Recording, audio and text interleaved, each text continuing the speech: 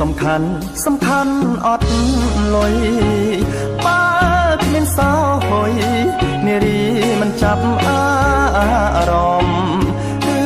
ហាមិនដល់កុំឆ្ងល់មិនមែនរឿងធំមិនបាច់ប្រើមុនអាគមក្រមុំមិនតោងយើងឡើយឡានមិនសំខាន់អត់ឡានស្បែកគេសំប្រានគេមុខជ្រើជីងឡានហើយអាកាំងវាក្តៅកង់ហាលបក់មិនរហើផ្ទះធំត្រនំគេអើយប្រានត្រើយងើយមើលឥតឈប់បើបងអ្នកក្រស្រីល្អស្រឡាញ់បងទេហើយពីពោះម៉ែ